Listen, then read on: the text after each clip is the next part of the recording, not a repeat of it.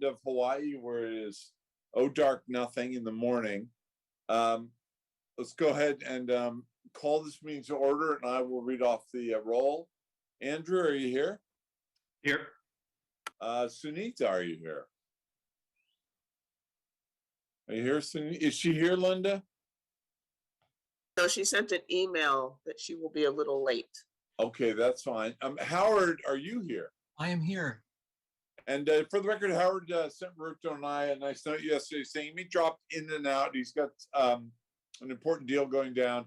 So, Howard, if we call out your name, try to be prompt. And if you don't respond in 4 or 5 seconds, we'll move on. Okay. Eshwar, are you here?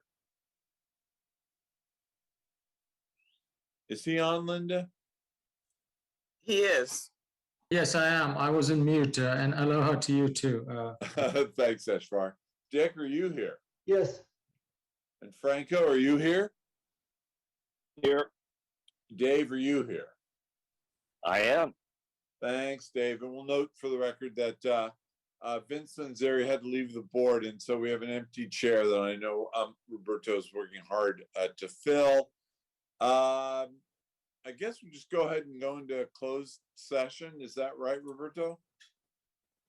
Yes, Mr. sir. Chair, I just let Sunita in. Oh, great. Thanks so much for letting me know, Linda. Yeah, go ahead and take us into closed session.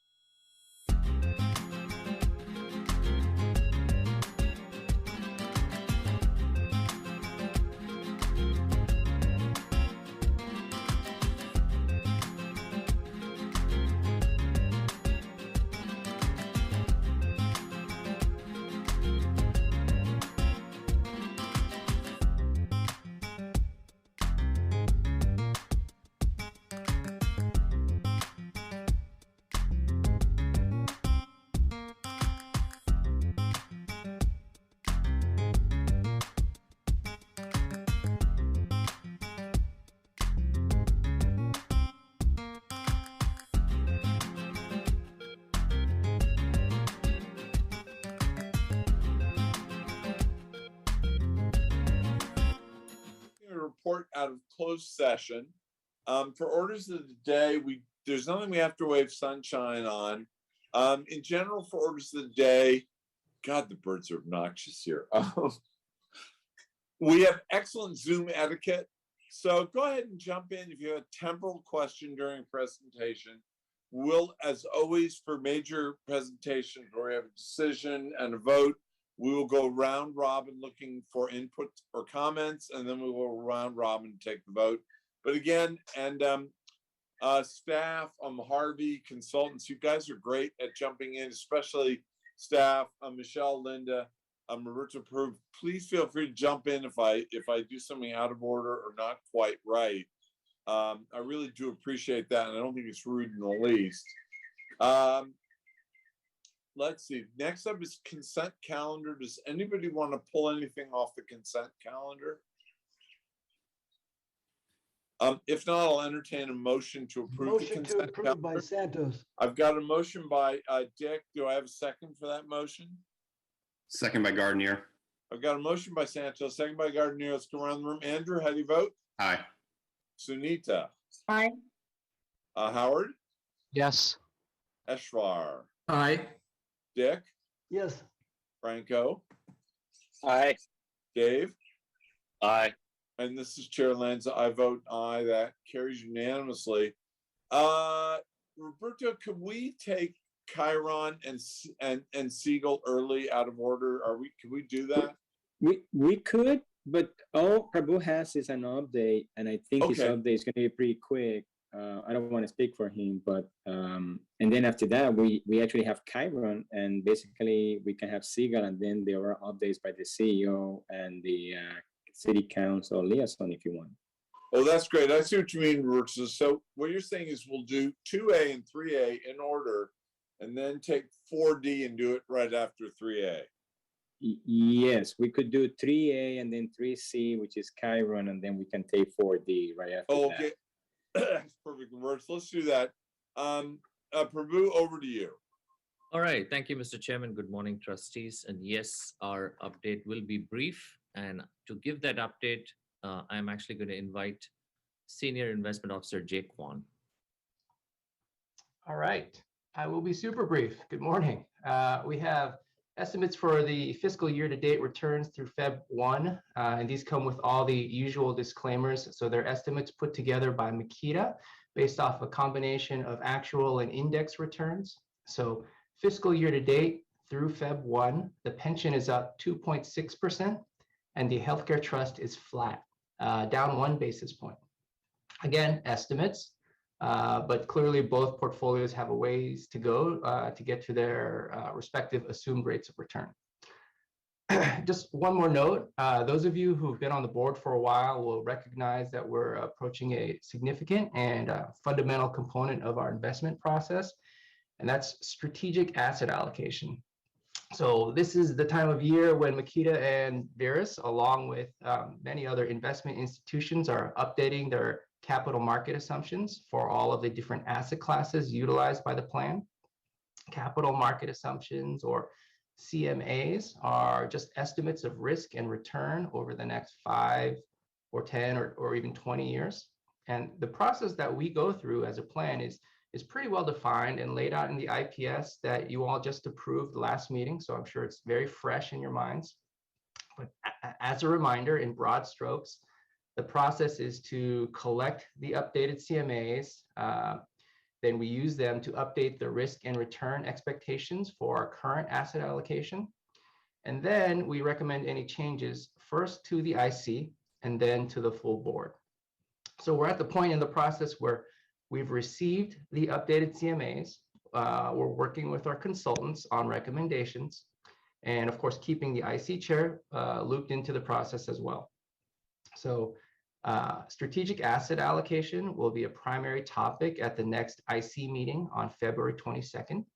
And hopefully coming out of that, there will be a recommendation for the full board's consideration at your next March 3rd meeting. So thanks for your time. Lots of work going on for the investment staff and our consultants, and lots to consider ahead for the IC and then the full board as well. I'll stop here for any questions. Floor is open. Anybody have any questions for Jay? I think I'll ask Prabhu. It's more on the private markets, Jay. So I think one of the things you've seen in the market is, I guess that in the broader market, public markets have seen a correction. But if you go to the growthier names, the high valuation, you've seen a very deep correction, right? I mean, a bear market down a lot. Do you expect that at the, when the private market side of things are updated, because those valuations, take a little longer to adjust, that maybe we will see some sort of a correction, because we haven't seen that as yet? Yeah, no, that's a great question. And I will also, after my comments, I will invite trustees Lee and Lanza to comment on this as well. It's right down their alley. I did speak to Meritech, and who's one of our VC funds. I just had a conversation with them a couple of days ago, and they are actually a growth VC, so late stage VC. And they've said, and in talking to firms, and they're always looking to source deals. What they've found is that that correction has not translated in the same manner to private markets as yet, but they are seeing deals going for 10 to 20% less valuation than they were 6 months ago. So I'm not sure if public markets, obviously they are mark to market daily, so you will see a lot more volatility. And when it drops 50%, sometimes it's not deserved, as you can see from the bounce back. But we do expect it to see some kind of correction in valuation. Okay. Yeah, thank you. Yeah, I think it's good to maybe just alert the trustees that maybe you will see a dip in that. Okay, thanks, Prabhu.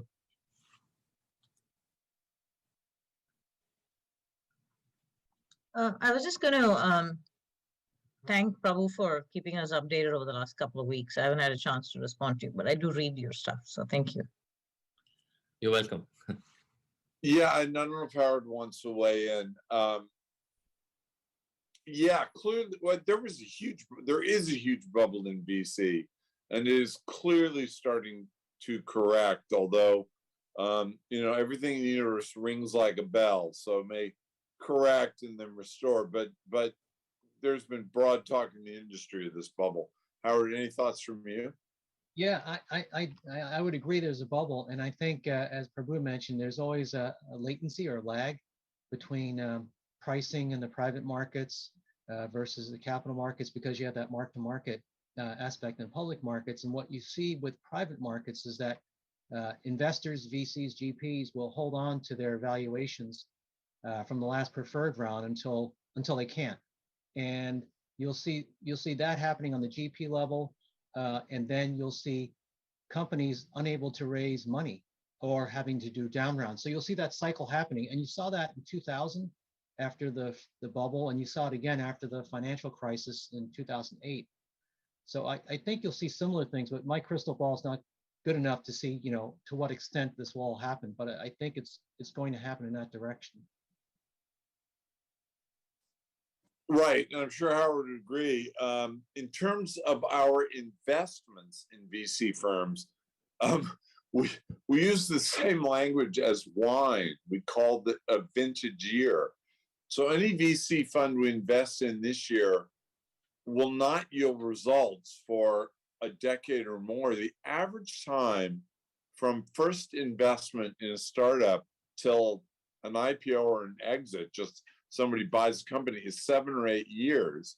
That's the company inside the VC fund. Then the fund itself has to get a bunch of those.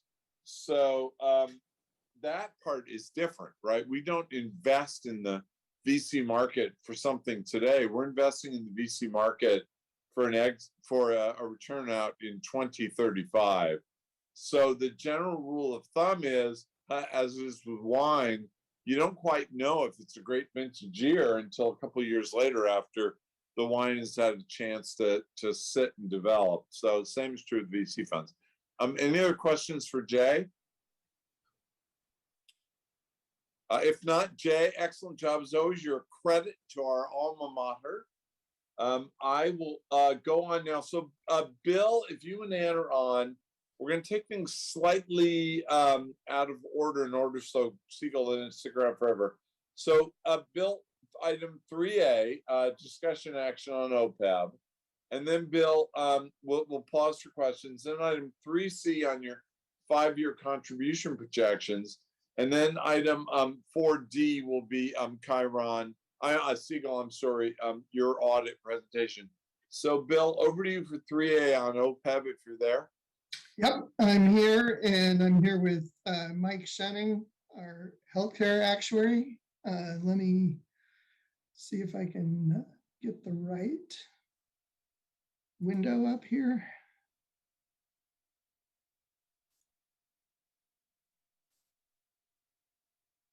All right.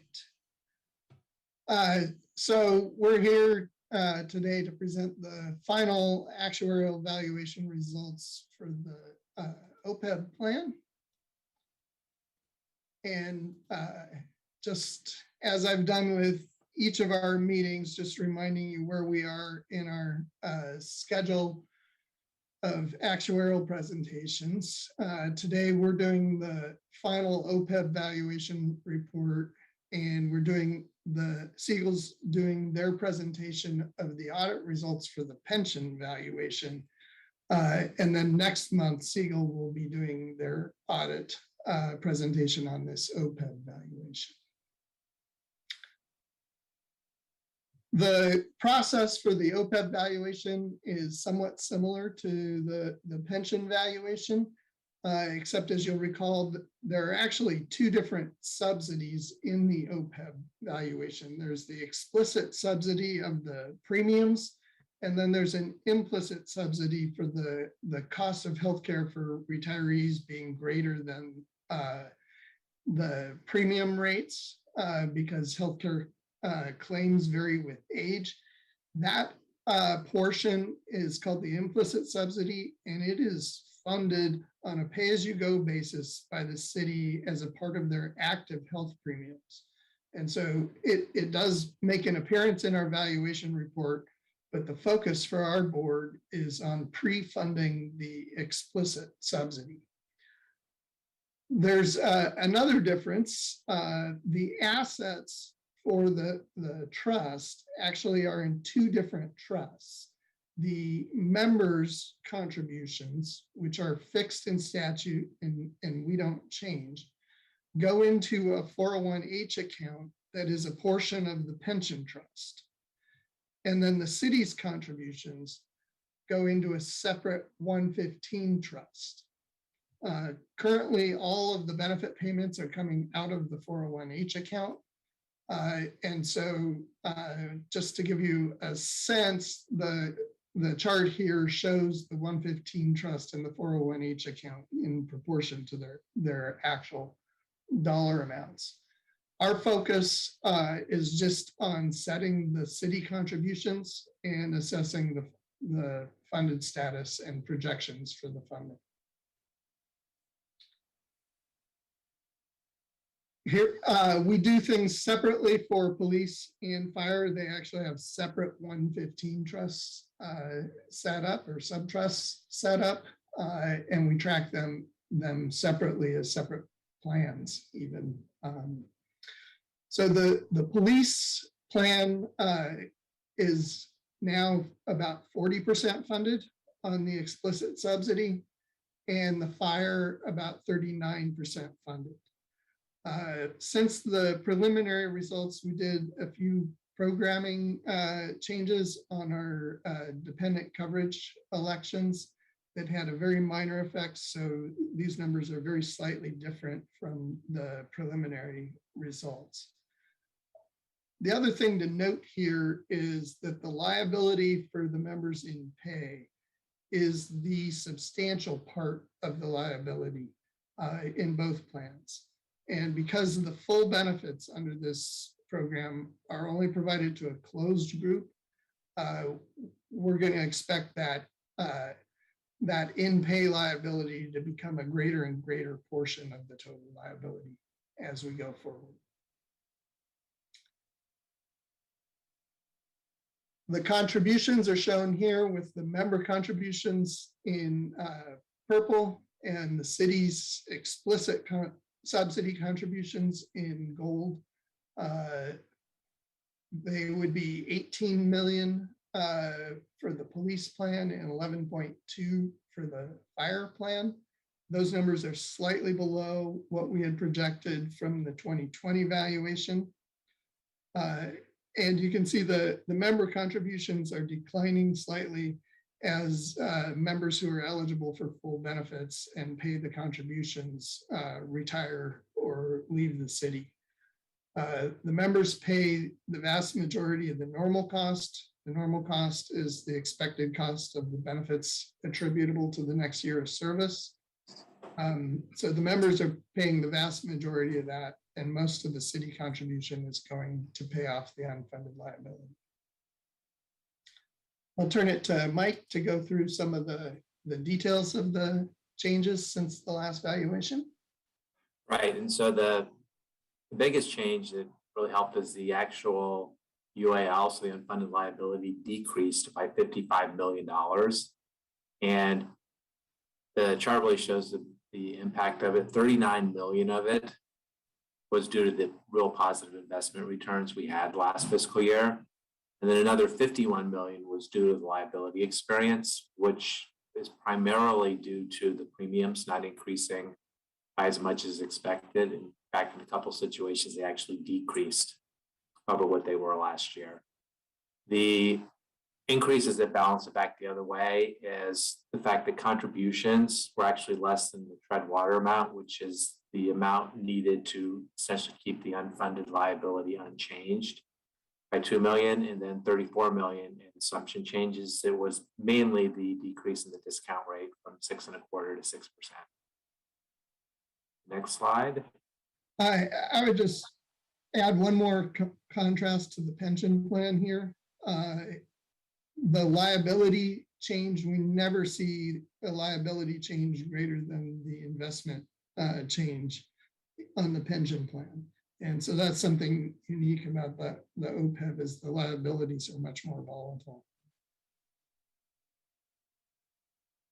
And so the next chart shows the membership trends, and it really shows what, again, because this is a closed plan, that the number of members in pay status continues to increase and will continue to increase as those in the dark blue bars, those who are active employees that are eligible for that full benefit in the future. Again, that continues to drop as more and more of those individuals retire, and they're replaced by the light teal bar, which is those who only have access to the catastrophic disability benefit. But the one thing you can actually see is for the police, at least, the actual number of covered actives is actually increasing versus fire, which has been fairly static. It's about the same number of individuals over the time period. So from the police point of view, at least, it's getting a little bit bigger, but you're going to continue to see over time that dark blue bar continue to decrease as more and more members retire and then get replaced by individuals that just have access to the catastrophic disability benefit. And then the next shows just the, the distribution by age, which really shows that at the very younger ages, they're all just the catastrophic disability benefit because they're new hires who don't have eligibility for this full benefit. And then you can really see, particularly in the next 4 or 5 years, we've got 140 police that are 50 to 54, and then another 22 at 55 to 59. You're going to start seeing those individuals start to retire, and the same thing for fire. So you can likely see over the next 4 or 5 years the significant increases in the number of members in pay status and the corresponding decrease in those who are still in active status. The next one, again, points out something that Phil pointed out in the earlier slides, is that when you look at those that are actually in pay status, the vast majority of it is, for the medical and dental benefits. You've got a very small percentage that are in lieu. So basically they have put off accessing the benefit for a period of time so that they can basically build up that 25% of the contribution that they would have received and use it in future years. And so it's 86% of them are actually getting benefits today in police, and a significantly greater number for fire. So very few of the fire, relatively speaking, are taking in lieu compared to police. Next slide. And this shows the long-term projection of the benefit payments, and this is really a function of the fact that it is a closed plan. The gold bars are the dental, which can increase this slightly for a period of time as more individuals retire, and then as they start to pass away in the future, it starts to decline. The explicit medical, again, goes up as individuals retire, and then starts to come down, both due to individuals passing away, as well as the transition from the pre-Medicare to the Medicare, because Medicare is a little less expensive. And the Part B, because again, under this plan, the member can use any additional explicit subsidy contribution that's above the premium cost for the plan. So for instance, if they're in Kaiser, there's additional explicit subsidy available that they can spend on the Part B premium. So that comes up. And then you've got the implicit subsidy, which is primarily pre-65. And so once the final member who's active, who's finally retired and reaches age 65, which is around 2055, the implicit subsidy essentially goes away. And the bars are, again, bigger for police and fire because there's more individuals covered under the police plan than a fire plan, but the actual shapes of the curves are basically identical. It's just a slightly difference in the scale. So if we look at the projections here, the lighter gray bars are the historical, and then the darker gray bars are the projection of the actuarial liability. Looking at the police plan here, you can see the line for the assets jumped up this year with the investment returns, and we're now 40% funded.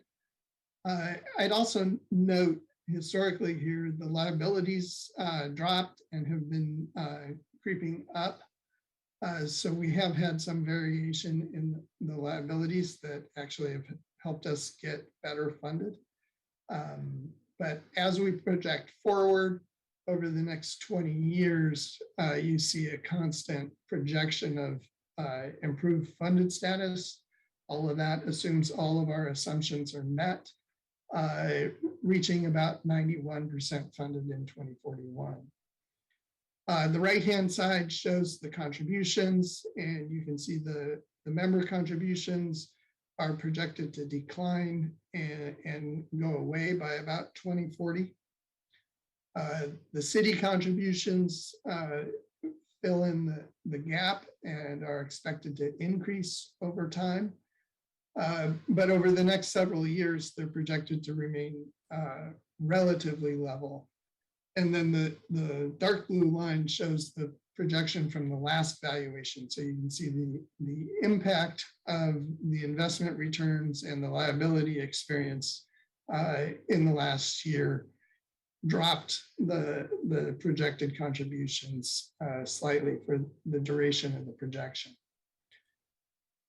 Here's the same chart for fire, very similar pattern. They're 39% funded, projected to get to 93% funded.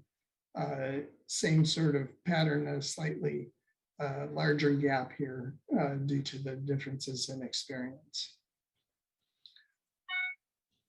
The one other unique thing is the city actually has an optional cap to the contributions. Last year, we slightly exceeded the cap, and the city did not exercise their discretion to impose the cap and made the full contribution. The red line here shows our projection of their optional maximum contribution and shows that the projected contributions for the city are just slightly above that max as we go forward.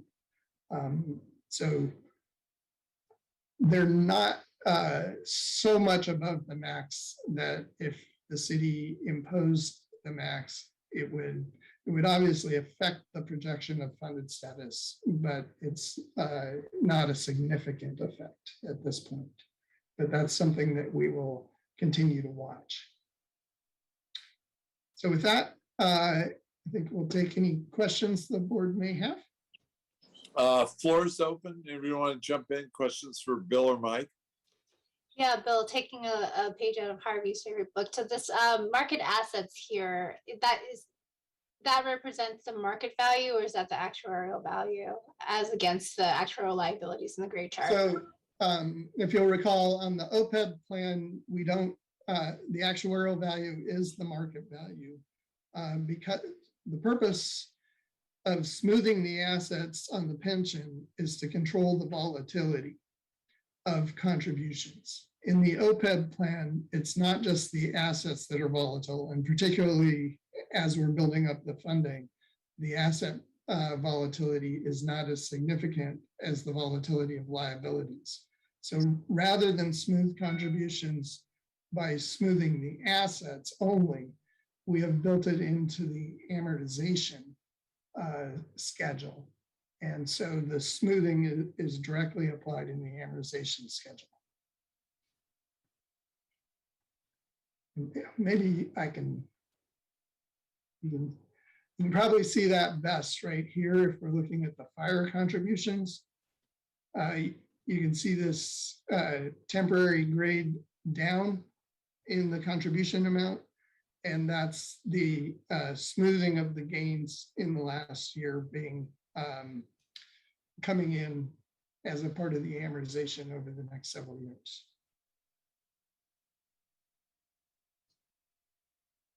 So I just want to make sure I understand this correctly. So for the OPEB, because the liabilities are so volatile, that we also don't smooth the value of the assets because the liabilities are volatile.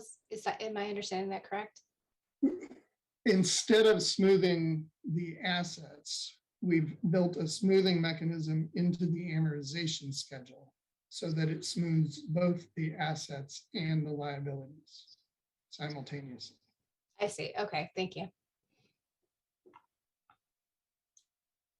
Thanks, Maytak. Floor's still open. I'll ask one if I may, Mr. Chairman. Sure, jump in, Harvey. Thanks. Bill, I think it was on slide 3, you made a comment that I want to explore for the board. Could you go, you said something, let's see, yeah, right there, that right now, all the benefit payments that we're making on OPEB are coming out of the 401H account. That's where the employees contribute. But the employer contributions are going into the 115 trust. Could you explain why the benefits are all being drained out of the 401H account? And is that overstating the value of the assets in the 115 trust? What explains the policy or protocol? I wasn't aware of that, for taking all the benefits out of the, essentially out of the employee contributions. So that's not an actuarial policy. That's something the system has done. The history is that originally all the contributions, both the employee and employer, went into the 401H account. And Right. so all the benefits were being paid out of it. But the 401H account has legal limits on how much you can contribute to it. And we were bumping up against those limits, or Right. approaching those limits. And so they split it and put the city contributions into the 115 trust. And I think they've just continued making the payments out of the 401H account. I don't know that there's been any explicit policy, but that's where they're coming from. So at some point, the 401H account's going to be drained entirely before any money in the 115 trust is touched? That is what happened on Federated, but on Federated, the member contributions were switched to the 115 trust as well. So the police and fire will continue to have contributions going into the 401H as long as there are active members contributing. But the benefits may deplete the account. And in fact, I believe on fire, we are very close to that. But at which point they will have to switch the benefit payments to the 115 trust. So Harvey, let me step in here for a second, and Sure. yeah, Thanks. I wish Donna was here. I don't know if Barbara has any background on this, but as Bill explained, There are some legal limitations on the contributions for the 401h, and where just the city was hitting that bump, and the city actually went out through the IRS and got approval to establish a 115 trust. The city then, through bargaining, went to the bargaining units, and federated units agreed, and employers agreed to start switching the contributions from the 401h or the healthcare to the 115. And of course, the city was making their contributions from the employer to the 115. So on the federal side, we ceased taking any contributions from either the employees or the employer to the 401h. On the police and fire, however, the city then started making contributions for healthcare to the 115, but the members elected not to start making contributions. The city could not get the members to agree to make contributions to the 115. I don't know the reasons for that, political or otherwise, but nevertheless, it was a practice that any payments were coming out of their 401h, and that's what we have continued doing. Again, I think if Donna was here today, she would have a little more background on that practice than I do. But that's sort of the overall explanation. And I think, as Bill indicated, we are getting very close to extinguishing the balances on the 401h. And once that happens, then of course the payments will have to come out of the 115. Right now, the employees, the active members that are making healthcare contributions, actually are going to the 401h, because there's obviously there's no 115 section set up for accepting employee contributions at this point, because they have not agreed to it. So just one more piece of the history here, which I think will also come up in Siegel's audit. The reason the employees wanted to continue contributing to the 401h account is that under the pension plan, if they take a refund of contributions, that value also includes the contributions they made to the 401h account. And it cannot, I guess, my understanding is legally, it cannot include the value that was contributed to the 115 trust, or at least. Yeah, this is Franco. That's correct. Yeah, that's right. The 401h account contributions can be withdrawn from the members' accounts if they leave the city of San Jose, That's or right. otherwise withdraw. But if there's if all that money is drained first to pay 100% of the benefits, then that's anyway, it's something I think we might want to take another look at. So just to clarify, when they withdraw it, the money does not actually come out of the 401h account. It comes out of the pension trust. It's just an additional benefit amount because they can't take it directly from the 401h account, but we just calculate the value and subtract it from the pension trust assets. Yes, thank you, Bill. It's just an accounting transaction. The members are entitled to their refund, but it's coming out of the pension side, not the 401h. Certainly, your point is well taken, Council. And if we need to look further at this issue, we certainly can. But in a nutshell, that is the situation at this point, and sort of also the explanation of the background, the practice from the office.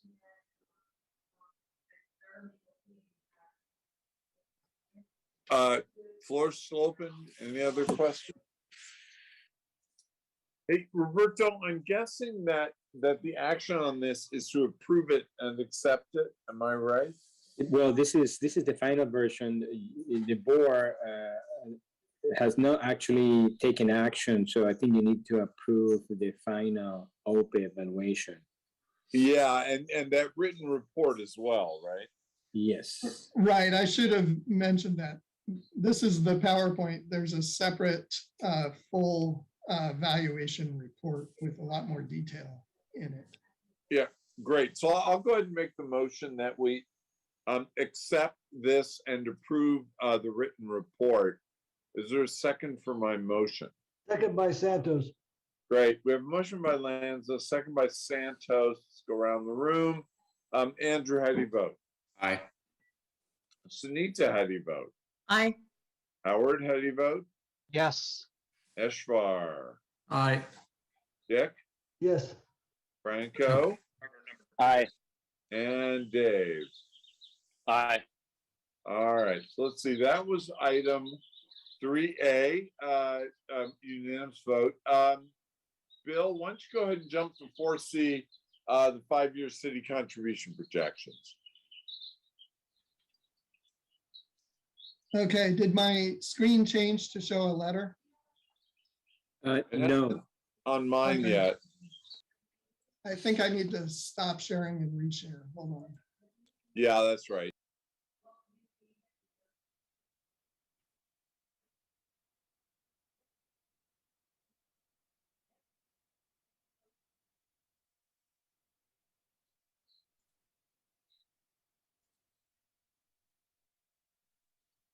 Okay, are you seeing a letter now?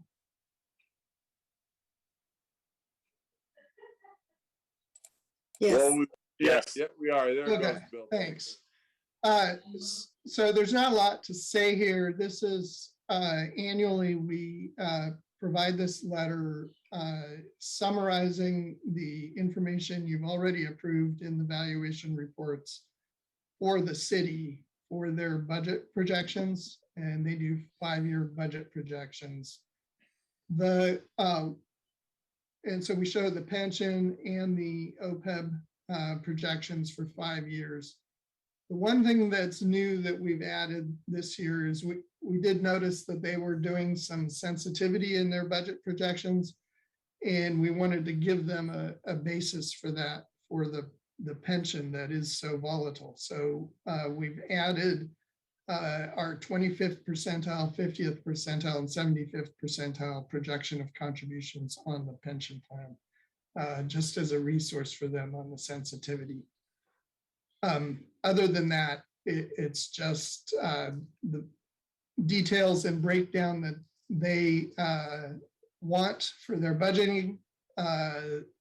The other piece that does affect you is they ask for a breakdown of payments at the beginning of the year instead of throughout the year, which is the basis for most of our valuation. We gave them amounts discounted using the full discount rate, but noted that that's something that the board has yet to vote on and decide whether they would give the full discount rate or not. So we've given them the numbers based on the full discount rate, but after the board makes its decision, which I believe is scheduled for March or April after Prabhu does his analysis, then we would update that information for the city.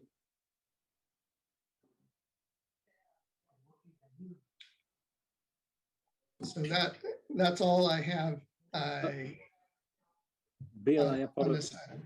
I apologize. I saw the beginning of the year. Do you also have the contribution amounts throughout the year? Yes. Yeah, most of the letter is amounts throughout the year. Yeah. It's just that one exhibit is the beginning of the year. Yes, thanks.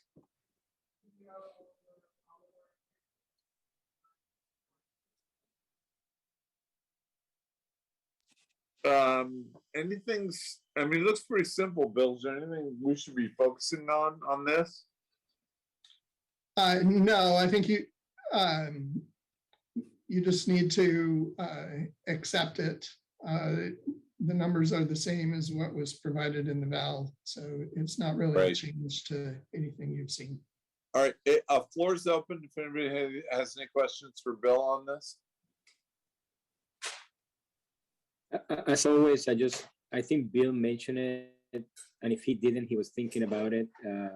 Just a reminder to anyone at the meeting that all these numbers are projections, and they assume that all, not just one or two or three, but all the assumptions will be met exactly as they have been assumed, which is extremely unlikely. But nevertheless, those are the projections for the next 5 years. Right, that's a good point, Roberto. And for those of you that remember Bill's earlier presentation, they have a way of giving us the uncertainty in that forecast. That's where the lines diverge as Bill's measuring sort of the 1 sigma point in the statistics of that. Any other questions? Yeah, Mr. Chair. Yeah. Santos. And forgive me for not pronouncing the word properly, but it seems to me as the current members' contributions that will be going down, is it based on the automarization adoption some years ago, where they paid more over a long period of time? Are you talking about the OPEB contributions going down? The members' contributions. Yeah, but to the OPEB? Yes. Yeah, the members' contributions are a fixed rate of pay to the OPEB, but it's only for the closed group. There's no new members coming in making those contributions. So as the group gets smaller, the dollar amount of those contributions goes down. But it stays, for the individuals, it stays at 8%. All right, thank you. Good question, Dick. I sort of looked at that myself. Any other questions? Floor's open. If not, I'll move that we, it says discussion. Yeah. We don't need to, okay. If not, hey, Siegel, if you're still on, we're there on 4D, your actual audit on the pension valuation.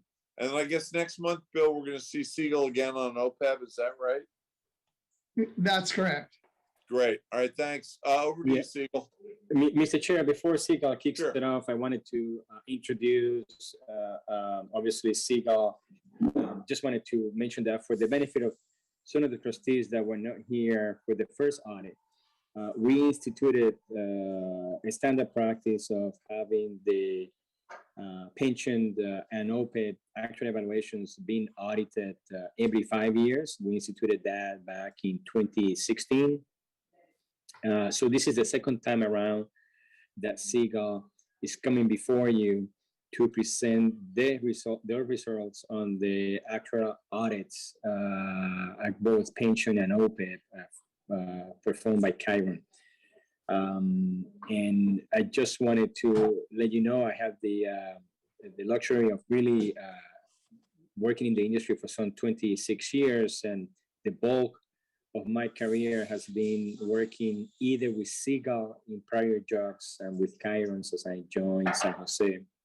I found both firms to be very, very effective and of the highest caliber. And you should also know that just as Siegel is doing the audits of Chiron work in San Jose, there are situations across the state where it's the other way around. Siegel is the actual actuary and Chiron does the audit. There are other firms, especially in California, but there are not that many that perform in the public arena to doing actuarial work. So in any case, this is the second audit. It's a standard practice that is now done in the public arena. And so I'll encourage you to really ask questions and ask Siegel to explain any issues or concerns that you may have. And before I turn it over to Siegel and Paul and Andy, which is great to have them on board. I have worked with them for a few years when I was in Fresno. Just a side note, if this was a financial audit, it would basically be an unqualified opinion. So I just leave it as that. There are obviously some comments that Siegel wants to share with you. There's always a way to look at assumptions and make improvement to the process, but nevertheless, they were, for the most part, they were able to match the results that Chiron presented to you on the pension valuation. So with that, I'll turn it over to Siegel. Paul and Andy, welcome. Good morning, both. Thank you, Roberto, and thank you, Chair Lanza. This is Paul Angelo. I think you can see, I'm sharing my screen, you can see the cover page of our audit of the June 30 2021 pension actuarial evaluation. As noted, this is the pensions. You just saw a projection bill on the on OPEB. We're now shifting over to pension, and then we'll be back at a later meeting to present an audit of the OPEB valuation that was received today.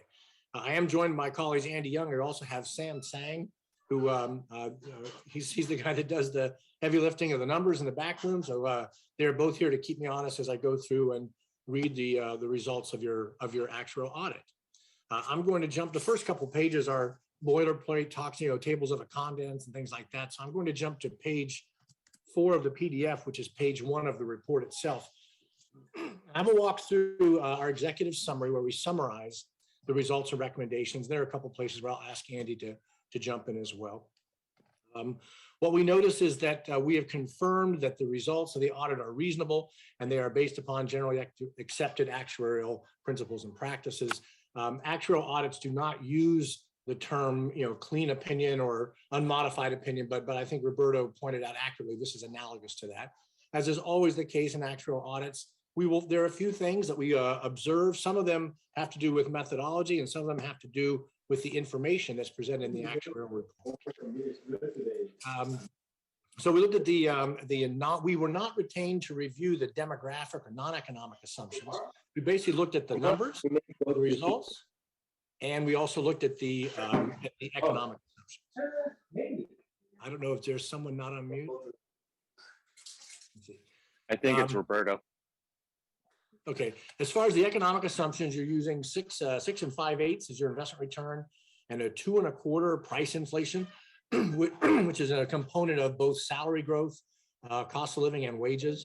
And then there's a net real return and wage growth, real wage growth of 75 points to get you to the 3% wage inflation. We believe these are all reasonable. The 2.25 is at the low end of the range that you'll see generally used, and we have some detailed comments about how that compares to some of the other external indices. Predicting inflation in this current rock and roll inflation time is a very difficult thing to do. And so I know that we are telling our clients to kind of filter out this. We seem to have an inflation bump going on. These are long-term assumptions.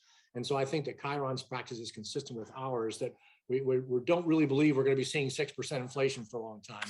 And so these are still really the same long-term inflation assumptions that Chiron has used even before the very recent high inflation.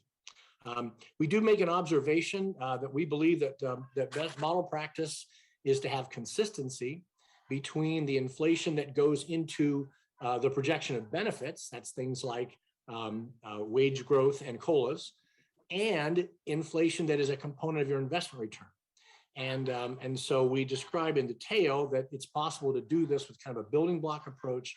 We were not really able to assess that directly from the information, so we do make a recommendation that Chiron try to be a little more explicit in the inflation component of their investment return. However, in subsequent conversations with Bill and with Chiron, we were provided some background information that shows that the inflation components that go into investment return do appear to be in that 2 1/4 range. But we do recommend that that be made a little more explicit in future reports on the economic assumptions. Go to the next page. This is a comment I believe we made in our review 5 years ago. The board reviews economic assumptions every year. That's a little more frequent than I think is normal practice for a long-term assumption. But we would also recommend that if you continue that practice, there's kind of a timing issue that comes up because the review of the assumptions occurs very close to the actual production of the valuation. And since most of the capital market information is available early in the year, this is a procedural recommendation that you might want to do your review of the economic assumptions earlier in the calendar year. And that gives you a little more time to have back and forth and discussion rather than the somewhat time crunched relationship right now between the review of the economic assumptions and the development of the valuation based on those assumptions. So that's what I have here in the second paragraph under that first bullet. The next 2 items get into some data issues. And I'm going to ask Andy Young if you would walk us through the bottom 2 bullets on this page. Andy, over to you. Oh, thank you, Paul. I think at the end of the day, I'll summarize the conclusion first. It's a non-event. Now going back to the bullet, because we're so squeezed on time, both Chiron and Seagull there were some changes that Chiron has to make, fine-tuning, not wholesale changes to the data. But once those data changes were made, they were just not sent back to Fiscal. So as a result, we have to run with an earlier version of the data. And like I said earlier on, is really a non-event, because at the end of the day, most of the data elements are matching. So we just want to at least provide a suggestion to Chiron that 5 years from now, when the system is going to do the next audit, just share the data with the auditing actuary, hopefully with the Fiscal, as soon as possible. I think this is just a clerical oversight as opposed to a deliberate omission. I think the other part has to do with every time when we do the valuation, it happens to our valuation as well. Because we have been retained, and in this case, Chiron has been retained by the system to do valuation for many, many times. It is not unusual for Chiron to develop some understanding of the data, whereas the system may not have routinely updated database to reflect that. So we think that it would just be a great idea to cross-pollinate, to have the system share the data with Chiron, and then for the Chiron to provide that data back to the system, so that the system would always be the holder of the most comprehensive data. Okay, thanks, Andy. The next bullet here talks about calculating refunds that involve member contribution balances. There's an element that is in the data labeled insurance contributions and interest. By the way, here's a little terminology to watch out for. We will refer to the federated plan as the system, and we refer to this plan, fire and police, as the plan. So later on, when you see references to system, that always refers to the federated plan. And what we just noticed is there's not complete consistency between what we saw this year. In 2016, they were these insurance contributions and interest were included in both. We do understand from Chiron that the insurance contributions should only be included in member refunds if the member is not covered by the VEBA. But we did include them in both. It had a fairly modest impact on the total average employer contribution rate, about 4 basis points. So this is really just, we're recommending that we clarify the communication between Chiron and the plan as to exactly which insurance contributions should be included in the member contribution balances when we value the future possible refunds of those balances. Okay. Now here's we have two bullets here that talk about how Chiron comes up with the compensation that is actually used as sort of the first year. It means it's the year after the valuation date that then is used to drive all the liability calculations in the valuation. What we notice is there's a slightly different procedure that is used by Chiron between the plan and the system. That is, we're satisfied with the explanation, but it's not common for the same actuary to use 2 different methods to project salaries for different employee groups who work for the same employer. We did provide the same comment 5 years ago, and we noticed that this year, the 2 methods are more similar. What we think is probably a little more remarkable is the next bullet. In Chiron's statement of actuarial assumptions, which you'll find on page 57 of their valuation report, it states their assumption for wage inflation, and it says that wage inflation will reflect currently bargained across the board increases of 3% per annum. That's their long-term assumption, but they also are saying that for their valuation, their intent. I just misspoke. The intent is to use the recently collectively bargained agreed increases for the term of that increase, the term of that agreement, and then after that to use the 3% assumption that we already mentioned. As stated in the report for this valuation, fire members have bargain increases of 4.25 for fiscal year 2022, and police have bargained 3.85 for fiscal year 2022.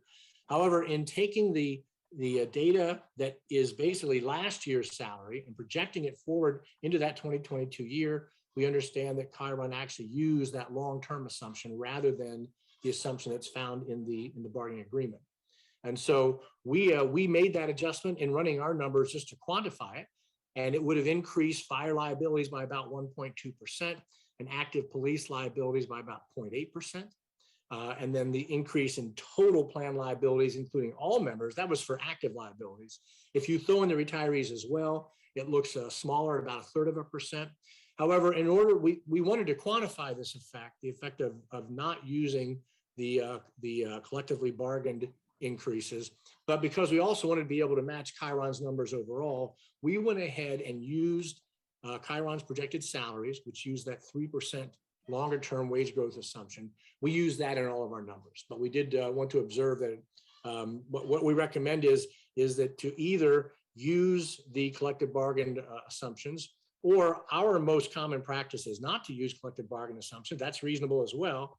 But if that's the case, then we believe Chiron should modify the statement of actual assumptions that they have on page 57.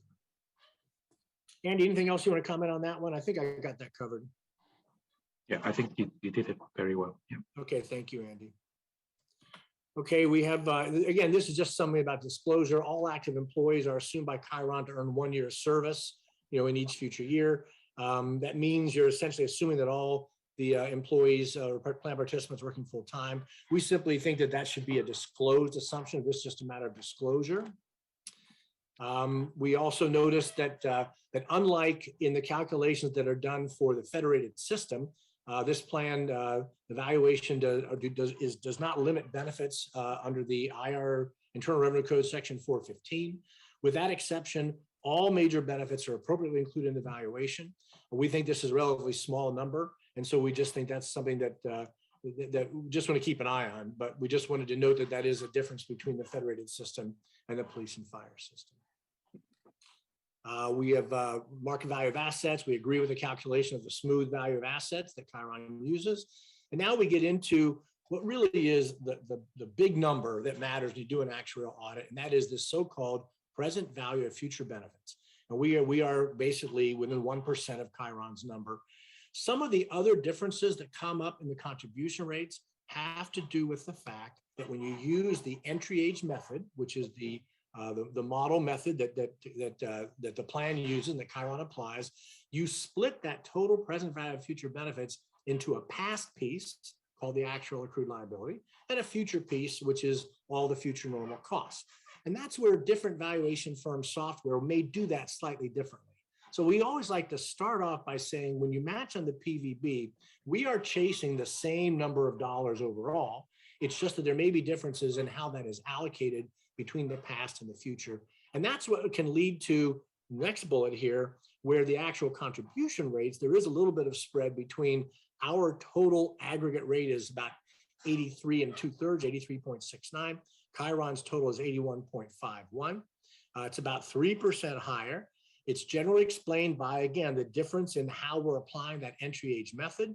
The other one, though, is, and this shows you how small things can have an apparently sometimes unexpectedly large impact. When you run these valuation software, you actually have to assume whether benefits are paid at the beginning of the month, on the average in the middle of the month, or at the end of the month. And if you use a beginning of month assumption, basically everything's a little bit closer to today, so all your present value is a little bit bigger. And so that's what we use, whereas we understand that Chiron uses the end of month assumption, and that alone, that difference of 1 month timing, remember that applying to all future benefits ever to be paid, that alone has would change this aggregate rate by about 1.2% of payroll. Just shows you how sensitive these aggregate rates can be to sort of the fine tuning of the valuation software. Employee contribution rates were a closer match, 1277 in total, 12.87. And then the list of all the action items we have provided in Exhibit D. And preparing that list, we've included several items that are only addressed later in the details of the report. We're still in the executive summary, but I think that most of what we find here in the detailed findings that come afterwards are really just more descriptions of what we've put in this executive summary so far. So Andy, I'll ask you if you think there are any other major points that we should highlight from the audit. And if not, Mr. Chairman, we will throw this open to questions. But let me first check in with Andy, see if there's anything he'd like us to touch on. Yeah, I think very few, Paul, because the list of what we would call the action items would be provided in the back of the report, like Paul indicated in Exhibit D. I think most of the items actually really go towards additional disclosure, right? So they actually always like the auditing, actually always like the incumbent actually to disclose.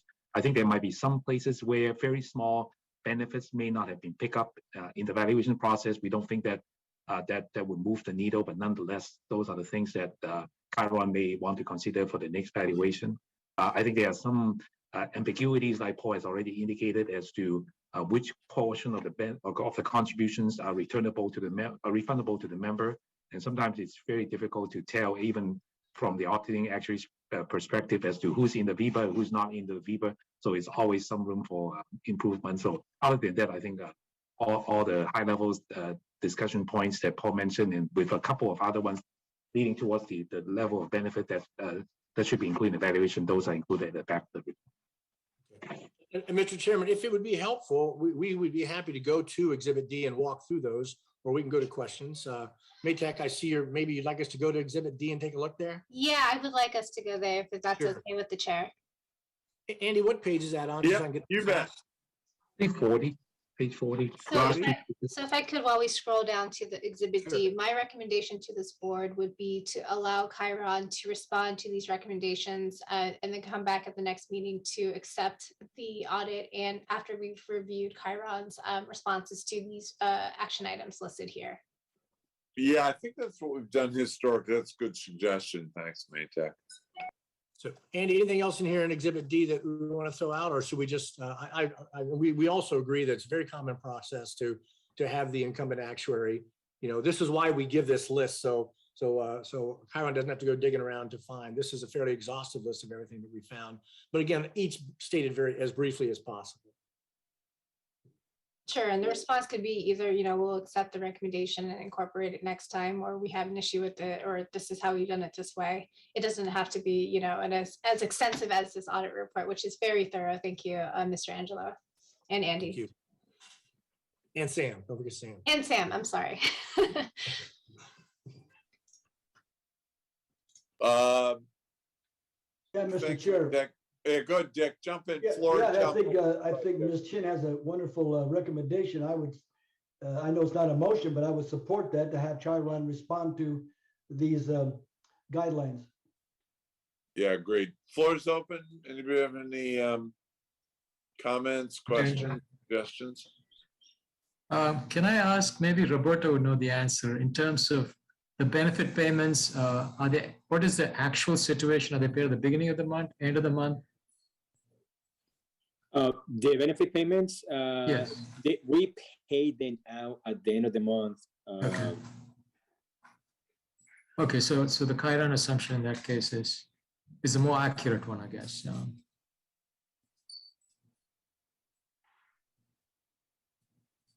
I see Bill smiling. Yeah. I think that was set Good, Bill. 10 years ago. So we Right, haven't exactly. revisited that question for a long time. Remember, the end of one month is the beginning of the next month. You know, That's exactly right. That's exactly right. Yes. I don't think it makes a whole lot of difference, but yes. Any thoughts from you, Roberto, since you sort of come from this world? I mean, no, I think that just so you know, when I speak to Fiscal or any other firm that is auditing us, especially the actual evaluations, my key issue is, hey, let's make sure, keep me posted, because the last thing I want is for you board to approve a final report from your actuary when there are sizable findings by the actuarial auditor, right? So, and that's not the case here. That was not the case in 2016. And so I think, as Paul indicated, obviously there's always some room for improvement and recommendations. Some of them had to do methodology and the actual system that they use to do the calculations. But I think for the most part, I think it's a very good result.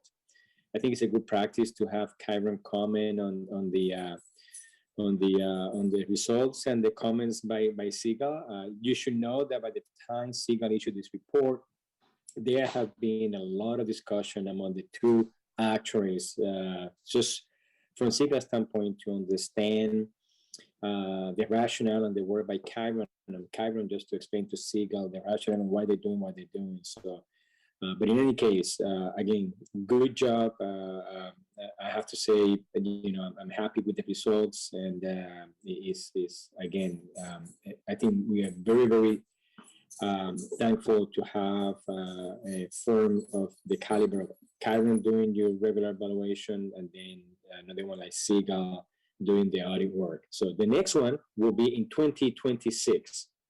I don't know if I'm going to be here, but it's 5 years from now. So. Oh, don't worry. We're going to handcuff you to your desk.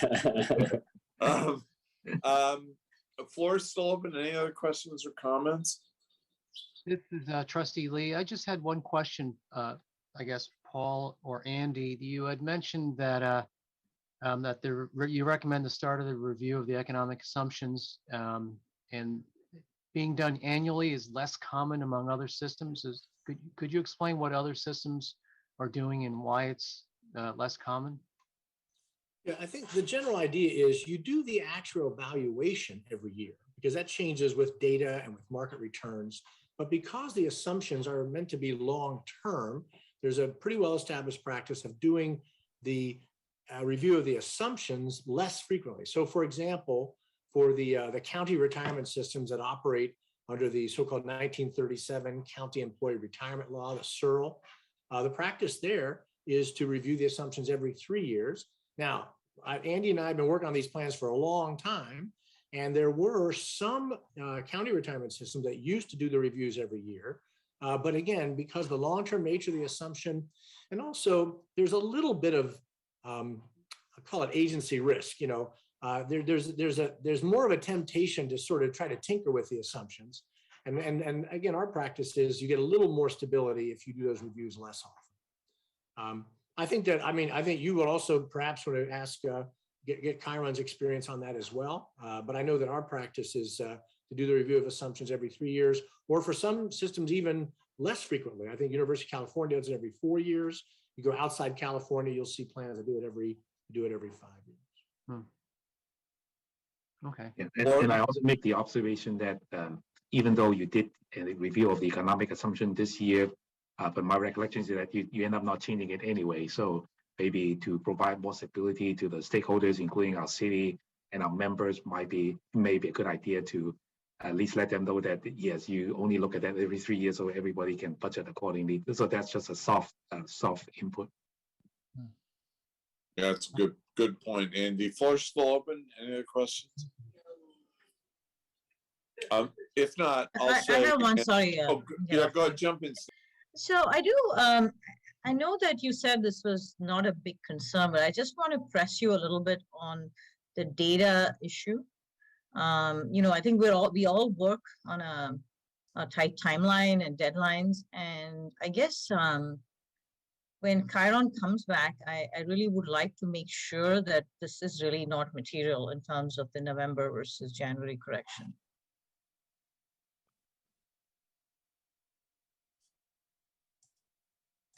I don't know if that's Segal who's going to respond to Chiron, but it's sort of always from a governance You could jump perspective. to Siegel first, and then maybe Chiron. You want to address that? Yeah, well, I think that, and Andy touched on this, because the match of the numbers is so close, we don't believe that the fact that we used the earlier data is material to the finding of the actual audit. But I think then our procedural recommendation was that there should be some closure between Chiron and the retirement system to make sure that the retirement system has they have a common understanding of what the final data is. Andy, see if you can elaborate on that for me. Yeah, I think so. So the only difference really between the original scrub data that we thought to be final and the final one, there are just some minor changes in the salaries that were reported on that data for the active members. But other than that, the membership counts are coming pretty close. So that means that even if we were to put in that final scrub data instead of the original scrub data into our valuation program, we don't think that it makes too much of a difference.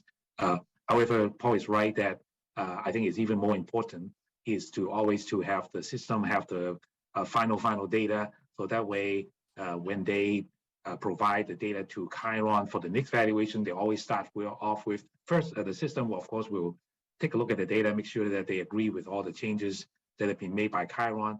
But once that is done, then I think the system would have the final, will be the final repository for the best data available for the system. And that's really what we're trying to strive at, is to make sure that Chiron data is as good as what the system would be able to provide from now on.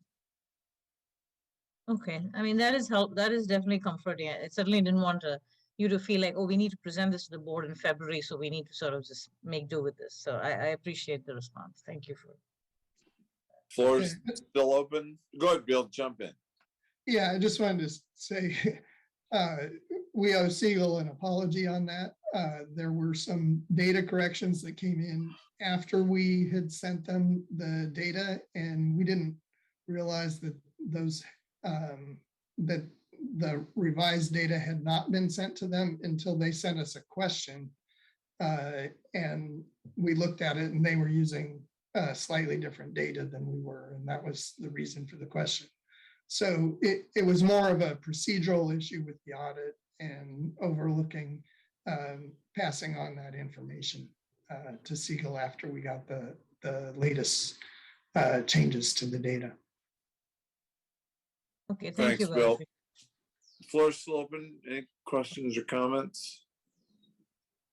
If not, I've been here for 10 years, and I cannot pay you high enough compliments of Paul, Bill, Siegel, and Chiron. I'll tell you a little story. When my kids turned into their 30s, they're all married now. I gave them one final piece of advice. They said, Dad, you know, I'm married now, you know, set me off on the right course in life. And you'll get this right away, Bill and Paul. I said, listen, if there's one thing I could wish for you, it's that you see the world from 100,000 feet, 50,000 feet, and 0 feet, whether it's your job or how you vote in politics or raising your kids. It's important to see a thing in detail and to see a thing from a great distance. And I must say, Bill and Paul, you guys consistently, Bill, you especially, do a great job of showing us this system from a distance. You know, you're always great, Bill. You always start off with that water tank chart. And you too, Paul, in your presentation today, and I cannot thank you enough. I don't think you can understand something as complicated as this if you don't see it from a distance, and also you don't dive down into the details. And, you know, Paul, that was a superb presentation that integrated the abstract view and what we're trying to accomplish all the way down to the details. So my compliments to both of you, and we'll see both of you next month. Over to you for 4A oral update, Roberto. Thank you, Mr. Chair. Couple of things. The first one that I wanted to share with you is the fact that two things. I think when the meeting started, Mr. Chair, you indicated the vacancy left by former trustee Sanseri. We're working with the city clerk through the process so that they can go through the application process for that public seat. The second one is the seat currently being seated by trustee Dave Wilson. The city is actually is going to the city council later this month with a resolution to reappoint Dave Wilson as he ran unopposed to his next 4-year appointment, which no doubt Trustee Wilson is very excited about. I also wanted to mention the new year had to do with healthcare, medical plans, and everything else. And as such, we actually are going through the process of, especially for police and fire, there's a medical Part B application form to allow members to receive a refund for payments made to the 2021 Medicare B premiums. We actually provided a little write-up on this whole issue and process in our newsletter.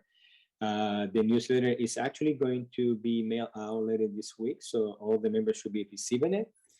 But the website, the newsletter is also available at our website. But nevertheless, we also are in the process of sending out letters to all the members by next week about the Medicare Part B premiums reimbursement. And this whole process has to be completed for members to be refunded by April 1st.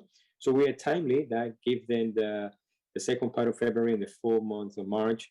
We're certainly going to be staff looking out for questions or comments. But again, letters are going out, and there was an article in the newsletter that should be made available. It is already available to those that receive it by email, but the hard copy is going out later this week. So it should be in everybody's houses by next week.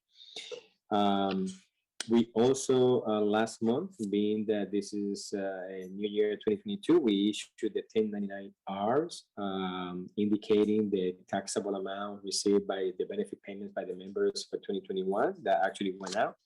I also want to mention that staff has been working. Let me just pause here and publicly thanks the staff for the hard work, their engagement and dedication day in and day out.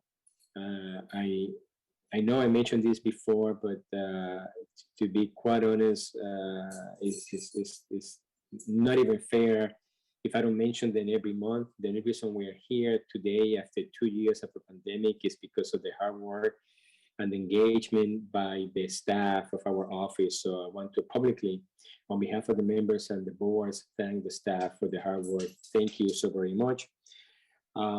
So in addition to the regular payroll, this month in February, at the end of the month, police and fire members are going to be receiving not only the calculations on the cost of living increases, but for those that have been retired for a long time and they have lost more than 75% of the purchasing power since they retired, they also will receive a guaranteed purchasing power payment to bring them back up to the 75% of purchasing power since the day they retire.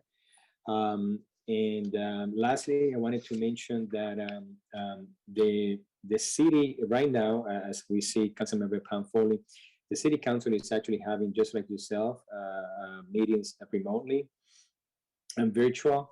The city, I mentioned to you last time, the city paused the return back to the work site. They are moving forward now with a date of February 28th. And when I say moving forward, I mean that they are going to start bringing back employees, but they are very much in support of a hybrid approach. So it's nowhere near it's going to be the way it used to be before the pandemic, where everyone was at the offices 5 days a week. We are in the same boat. The only difference that instead of bringing staff back to the work site on the 28th, we have elected to do it on Monday, March 14th. We had instituted back in December a 1 day a week return. We are going to kick off continue our plan with a 2 day back to the office starting with March 14th, and see how that works for everyone involved at the office, the members and the staff. And eventually we are going to institute a full implementation of a hybrid approach. So we don't really expect that going forward we'll have staff at the office 5 days a week. That does not mean that employees cannot choose to do that. If an employee elect to be in the office 5 days a week, they will be allowed to do so. But it's been proven over the last 2 years that work is completed, whether it's remotely or not. Staff is engaged, whether they're at the office or not. So to that extent, we're going to give the hybrid approach a full go-ahead sometime in the spring. In the meantime, I will keep you posted with any changes, obviously. That, in a nutshell, are my comments, Mr. Chair. I'm happy to answer any questions. Well, let me compliment you. I pass along the board's compliments to your staff. It's hard to believe, Roberto, that next month, it was March of 2020, last time we met in person. And I agree with Roberto. You know, I'm sitting on 10, 11 boards, and you've done every bit as well, if not better, Roberto, you and your staff, than any other board I sit on. So compliments to you. Floor is open. Any comments, questions for Roberto? If not, Pam, if you're on, over to you. Mr. Chair, Yeah. Linda, I apologize, Linda. Linda reminded me, apologies. Oh my God, I don't want to get in trouble with Linda. She reminded me to remind everyone that, Linda, I'm looking for your comments. Just give me a second. I don't want to get in trouble with you. She reminded me to let everyone know that even though when we usually, over the last couple of years and just recently, whether it's a staff or is actually board members attend a virtual conference, even though there's not actual travel, that the attendance to the conferences, they need to be brought forward through staff so that it could be approved by the board in the agenda meeting. So just a little reminder, and once we have to start doing actual travel, then we need to reach out to staff early on so that we can book flights and the hotel for you. But in a nutshell, I just wanted to make sure that that was understood. Any kind of travel, whether it's virtual or actual travel, let's make sure that we reach out so that it's approved on the consent by the board. And if the board has any questions, that they can be asked. Linda, did I provide the actual update or did I leave anything out? Thank you, Roberto. Perfect. You're welcome. Thank you, Mr. Chair. Any other questions or comments for our CEO? If not, Pam, if you're out there, you can jump on. Are you out there, Pam? I'm here. Great. All yours, Pam. I'm here virtually. I wish I was in person, getting pretty tired of this. While we're able to function virtually, I sure look forward to being in person. First, a couple of thank yous. I really want to thank Prabhu for your updates this month or in January. It's a real volatile market, so your emails to us were really timely and helped settle nerves a little bit. What a volatile market. I'm seeing in my own personal profit sharing plan at my company I manage with my husband, but and all over. So your updates were really wonderful. Also, I received your newsletter electronically, and I want to thank Linda. I know she's the editor. She does a fabulous job, really well done on the newsletter. Just some updates at the city level, since I haven't been here since January. We haven't been here since January. Actually, a lot's happened. We've only had a couple council meetings, but they've been, a lot has happened on them. I won't go into the gun safety measure that we passed a couple weeks ago, but if you have questions, you can certainly ask. The most important probably is our charter revisions. We approved one charter revision, our charter recommendation, which would be to move the mayor's race, the mayor's election, from being connected to the governor's race to be connected to the presidential years. So that means any of those people running for mayor right now, if this passes by the voters, would be the person who wins would have a 2-year term and then be able to run for 2 4-year terms in beginning in 2024. That was approved by council, and that will then go to the voters on the June ballot, and the voters will need to approve that before that change can occur.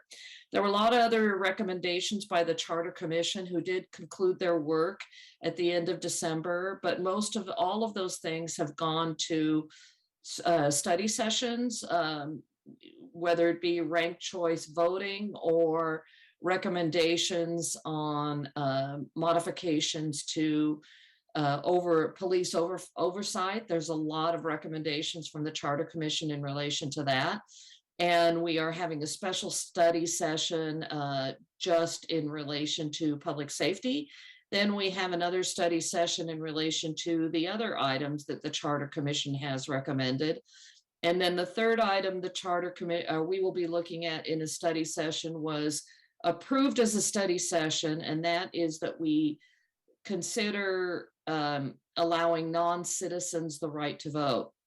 This has just been approved to go to a study session, and frankly, I've taken a lot of heat because I voted yes on this, but I voted yes on it because it was actually included in the whole other packet about the Charter Commission recommendations. And really the study session, I'm never afraid to study an issue deep, and I'd like to hear both sides of the discussion in related to that. So none of those are going to come up soon. The other thing I wanted to let you know is we are all in budget session, and the unfunded liabilities and effects on the stock market and bond market is really of concern, and our investments is of concern. I'm sure that is being taken care of at the city level, because they do look at a cautious projection and how that will affect our general budget in the long haul. But that budget, we start budget process in March and finish it in June. So if you have any thoughts about that, I'm happy to hear them. Regarding vaccinations, we are requiring all of our employees to either be to be boosted. Boosters are considered fully vaccinated. If not, then weekly testing is required by our employees. And there are medical exemptions, and there are religious exemptions allowed as well. Roberto already talked about going back to City Hall. We're not likely to go back to City Hall as far as council meetings through March. It looks like we're going to be virtual through March in our city council meetings, which is unfortunate, because it's really much better to work collaboratively as a council when we can see each other in person. But we do what we have to do. Omicron is very virulent. And prior to this, I probably didn't know more than 5 people who'd been closely affected by the other variants. But this one, I know you all are seeing this too. So many people being affected by Omicron. And while some countries are loosening up, people are leaving their masks behind in some countries, and some cities are considering it. Ours isn't, and our state isn't, and we're not there. We're not at that point yet, although we all know getting rid of masks would be nice, but please get boosted and vaccinated and boosted if you haven't already.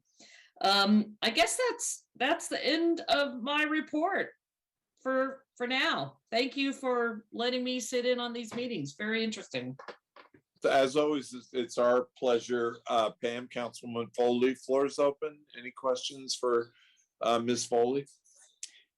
No, I just want to thank Councilmember Foley for making a statement that I forgot to name, which is the requirement by the city to have employees by February 11th, actually, with the booster vaccine as well. So it's a requirement, and so we're working with the staff, gathering information, making it available at the city so that they are vaccine, including the booster, hopefully by February 11th. Otherwise, as Councilmember Foley indicated, if they wanted to go to the city location, they will have to be having a negative test. I think in the past, the requirement was also, even if they were working remotely, I'm not sure what the specifics are these days, but yeah, that's the requirement, is to be boosted by February 11th. Thank you, Councilmember Foley, for the reminder. Right, and thank you. Just to follow up, and even if they're working remotely, the city is requiring the testing be done. So in their location. And at my council office, we're hoping to go back 3 days a week, and I don't know when. It's because it's just so much easier to get work done when you're in person. But one other thing I wanted to update you on, I had forgotten about it, is relation to mental health benefits for our retirees. We have discussed this at the council level and with human resources. And we are currently going through a new RFP with our mental health provider. So once the RFP comes back, we'll ask them to take a look at that. We have a current agreement with our mental health provider for our current employees that we have to pay for all of our employees, whether they utilize the service or not. So that becomes really expensive when most of our employees aren't benefiting from the therapy opportunities that are available under the current plan. So we have put out we will be putting out for our RFP to take a look at that plan and see how we can incorporate more individuals, including the retirees. But I did want to update you and let you know I'm still working on it. It just isn't, typical. typical city thing. It takes a while, and there's a lot of things that we have to consider that maybe I didn't consider originally. So that's where we are.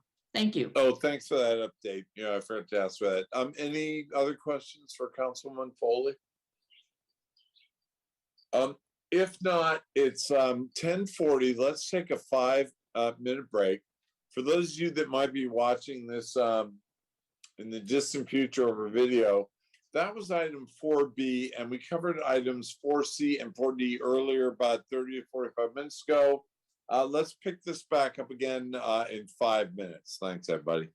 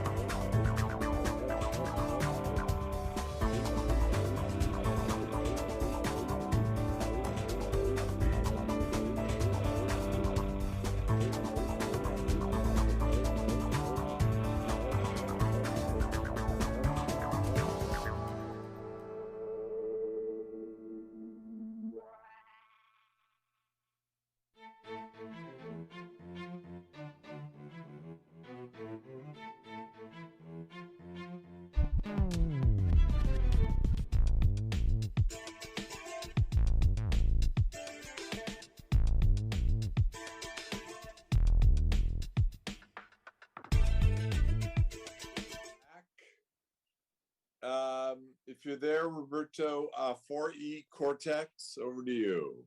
Yes, I am. Thank you, Mr. Chair. So what you have before you is a request to execute the second amendment to the agreement with Cortex Applied Research for an additional $30,000 for calendar year 2022. So this is through December 31st, 2022. Cortex is still doing some work at this point, specifically related to the new and updated annual performance review process with the CEO and the CIO. Is working diligently with the Joint Personnel Committee. In fact, we do have a meeting scheduled for tomorrow morning. And so this would allow the boards to continue their services, although it will not be limited to that particular work. It could be additional work related to other governance issues. But for the most part, they're going to be working again in the annual review, not only the review of the process, but the actual process when it takes place in this coming summer. And so we're recommending, again, to execute the second amendment for the calendar year 2022 for $30,000. I do want to mention, however, that in the past, the board has worked with Tommy Anushi, and Tommy Anushi is no longer involved with Cortex specifically from a business standpoint. He now works for a public plan in Canada, although he is available to the current owner of Cortex, which is Walter Viola, who actually worked closely with Tom before Tom left Cortex. And so Walter will be providing those services along with Jenny to the boards. And so I'm happy to answer any questions, Mr. Chair. Oh, thanks. Floor is open. Any questions on this? Motion to approve, Chair Lanza Santos. Excellent. Motion approved. Do I have a second? Second, Gardner. So I have a motion by Santos, second by Gardner. Let's go around. Andrew, how do you vote? Aye. Sunita? Aye. Howard? Yes. Eshvar? Aye. Dick? Yes. Franco? Aye. And Dave? Aye. All right, let's see. That passes unanimously. All right, let's see. Discussion and action on factual findings. Bear with me as I switch over. So my instructions are to turn it directly over to you, Maytak, and then I'll jump in once you get started. Thank you, everyone. As everyone's familiar from the various meetings we've had under AB 361, it allows this board to meet virtually under the abbreviated teleconferencing procedures under the Brown Act.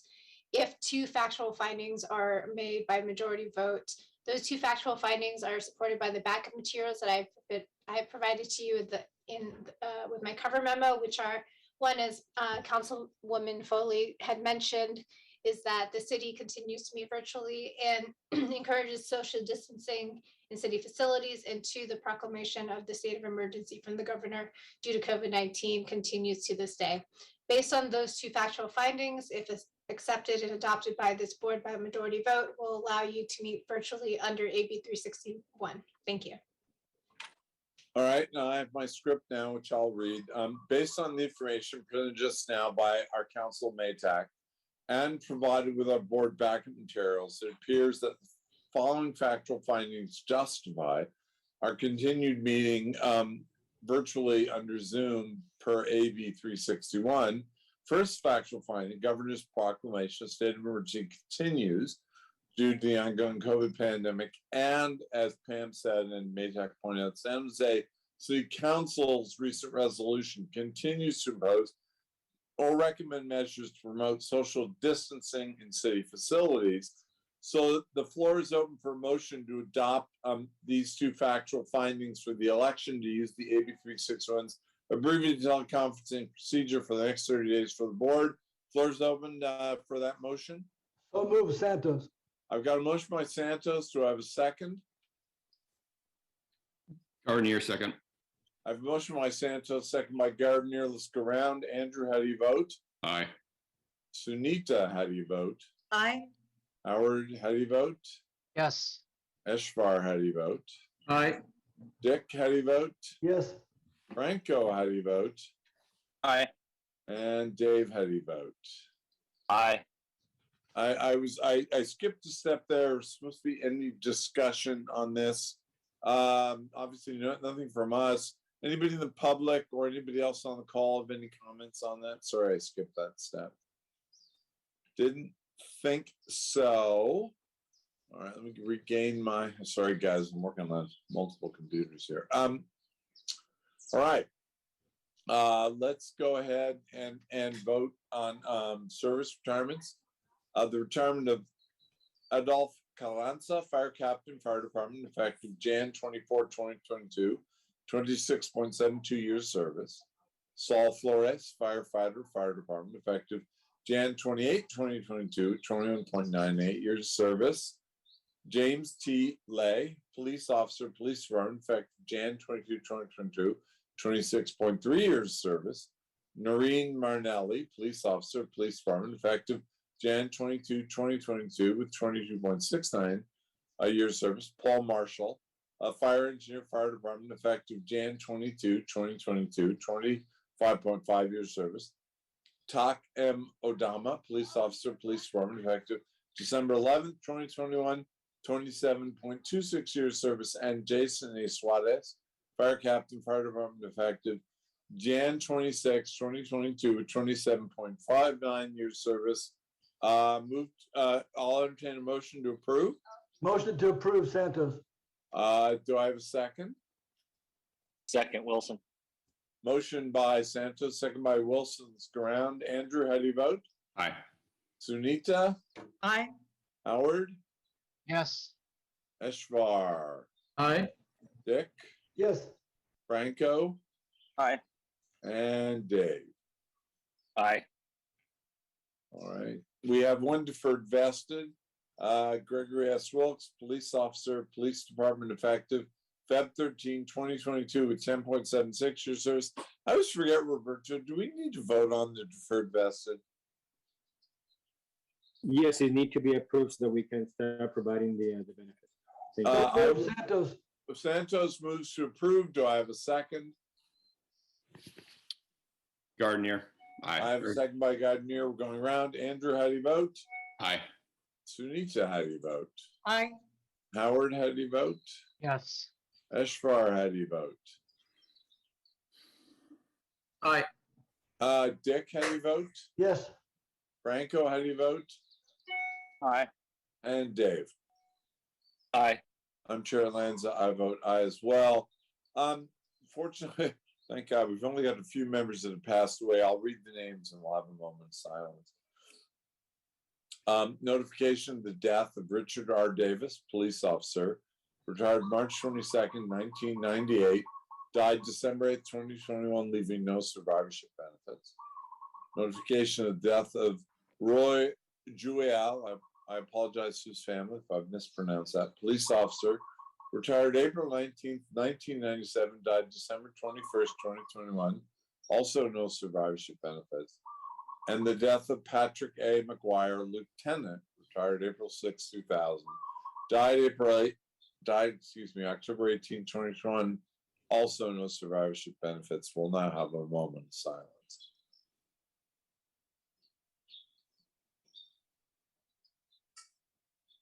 Thanks. I don't know if any of their comrades or peers want to make any comments. Yes, I will follow the police, Chairman. This is Dick Santos. I will follow the police to make a comment. I will follow them. Yeah, this is Franco. I really only worked briefly around one of these guys, but my condolences to their family. Thank you, Dick. You want to make a few words? Yes, I didn't know two of them, but of course my best to the family and thankful for their service. But the Lieutenant Patrick Mcguire, I knew him well. I can say most of you may not know this. He was a Hall of Fame senior softball player. and he was a Hall of Fame person as a lieutenant and a police officer in the San Jose Police Department. A wonderful human being. It's very sad, and he was a good friend. And we were competitors against each other during police and fire for many years, but we always stayed friends. And so the best of his family. Thank you. Thank you, Dick. We're now going through. Drew, this is Dave. I Oh, just want good, to make Dave, please. just wanted to make a comment about Rich. He was a good friend of mine. I actually met him before I became a police officer, and he was instrumental in me wanting to get in this job and particularly work for San Jose. He's going to be sorely missed, and condolences to his daughter, Jamie. Thanks. That's very well said, Dave. Thank you. On to committee meetings. Let's see. Investment committee. Yeah, nothing really. Just the last AB 361 meeting. Yes. Great. I'll note that we received the minutes of the committee meeting from December 2nd, 2021. Audit Risk Committee, Sunita, anything to report? Nothing to report. We haven't really met on anything other than the meeting. Yeah. Thanks, Sunita. I'll note that we receive and we'll file the minutes of December 2nd and 17th. Governance Committee, anything from you, Franco? Yeah, I don't believe we had any new business covered the last meeting. Great, thanks. I'll note that we received and filed the minutes from December 2nd and 17th. Anything disability, anything from you, Dick? So, Mr. Chair, with your help, we've having excellent meetings, great staff. As you know, the next meeting will be on February the 7th, which is Monday at 10 o'clock. With that, everything is going well. Great. I'll note for the record that we received the minutes of December 2nd, December 6th, and December 17th. Happy to report Eshvar is our representative, JPC. Anything to report from the JPC, Eshvar? I think we're going through this process of compensation review. So it's an ongoing process. We've appointed, I guess, 2 consulting agencies to come up with a survey. So I think we'll keep the board informed as we go through the process. Mr. Chair, if I may, thank you. Russo. Thank you, Trustee Menon. You can see there's a few items here. We as staff, we have the practice of including with your board agenda, the actual agenda items of the prior JPC meeting or the prior committee meeting, in this case, JPC. Even though it says next meeting to be determined, this was actually completed before we determined that the next meeting was going to be actually tomorrow morning. I think as Trustee Menon indicated, there was an action on D. Some time back also, your board provided the JPC, which is really the only joint committee of both boards, the ability to, on a budget, to make decisions, and they decided to go ahead and actually contract with both firms to work on the compensation study. On the E, this was just a discussion on the mock evaluation that all of you work in closed session with Cortex and Tommy Anushi. JPC had a chance to discuss that at the last meeting. There were some questions and some suggestions, and so there are going to be some revisions to the process, which we'll bring back to you at a later meeting. Those changes are going to be discussed at the JPC meeting tomorrow. But I just wanted to kind of make you aware those were the 2 items. And then on F, congratulations to Trustee Menon. He was actually elected vice chair of the JPC committee, which no doubt Trustee Mason is Menon is very excited about. Well, I'll echo what Eshrar said and Roberto said. I actually helped form this joint committee after Measure G, and it was designed to wax and wane, and it's waxing right now. Obviously, we're getting ready to institute a more involved performance evaluation system than sort of the ad hoc system we've used since Measure G. And also, as Eshrar points out, we're in process now on a compensation review, which may have some far-reaching implications. So I agree with Eshrar. We're in process. We'll keep updating you. This committee is probably going to meet monthly or every other month. So you're probably getting an update every board meeting. Any questions on the JPC? If not, we're almost done. Any agenda items for our next meeting? Yeah, Mr. Chair, Yeah. here's something I would like if you would consider, please, like on page 3, it has like, let's just give you an example. It says approval of Brian Wong. It talks about Kevin Pham and Kevin Bond. And we need to have their identity, whether they're police or fire. Where is that, Dick? Page 3, what talks about 1.6, 1.7, they have individual names. I would like to see them be identified. Yeah, Michelle and Linda, under 1.7 consent calendar, let's bring forward their rank and service for next time. Thank you. No worries, Dick. That's a good catch. Okay, I noticed we had some public members. Anything any of you folks want to jump in with? If not, that's it. Our next meeting will mark a full 2 years that we've been meeting virtually. So good job, Roberto and staff. It doesn't seem painful in the least. All right, everybody. We'll see you in a bit. Oh, stay on. Hey, hang on. I almost forgot. Stay on. Stay on. We're going to now break and go into the individual AB 361s. Linda, we got to pause while, or Michelle, while we reset the video, right? Yes, thank you.